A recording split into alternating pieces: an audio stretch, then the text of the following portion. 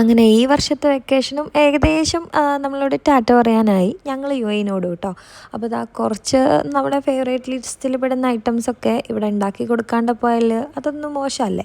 അപ്പോൾ ഇന്ന് നമ്മൾ കുഞ്ഞിപ്പത്തിൽ ഉണ്ടാക്കാമെന്ന് കേട്ടോ വിചാരിച്ചേ. അതും ബീഫൊക്കെ ഇട്ട് മിക്സ് ചെയ്ത കുഞ്ഞിപ്പത്തിലുണ്ടല്ലോ.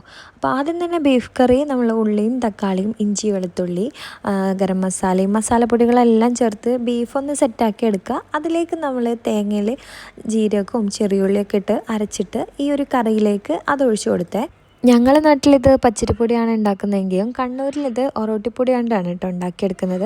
അപ്പോൾ ഇന്ന് നമ്മൾ ഒറോട്ടിപ്പൊടിയാണ് ഇതിന് വേണ്ടിയിട്ട് എടുത്തിട്ടുള്ളത്. അതിലേക്ക് നമ്മൾ ചൂടുവെള്ളവും ഉപ്പും ഒഴിച്ചിട്ട് നല്ല രീതിയിലൊന്ന് കുഴച്ചെടുത്തിട്ട് ഇതുപോലെ അങ്ങ് ഷേപ്പ് ചെയ്തെടുക്കുക. നമ്മൾ കുഞ്ഞുപ്പത്തിലിൻ്റെ ഷേപ്പ് ഉണ്ടല്ലോ, അത് ഓരോ സെക്ഷനാക്കിയിട്ട് നമ്മൾ ആവി വെച്ചെടുത്തിട്ടുണ്ട്. അതിനുശേഷം കറി ഒന്ന് തിളച്ച് വരുന്ന സമയത്ത് ആവിയിൽ വെന്ത് വന്ന കുഞ്ഞുപ്പത്തിൽ ഇട്ടിട്ട് നന്നായിട്ടൊന്ന് മിക്സ് ചെയ്തെടുക്കുക. അതിനുശേഷം നല്ല രീതിയിലൊന്ന് മല്ലിച്ചപ്പ് ഇട്ടിട്ടുണ്ട്.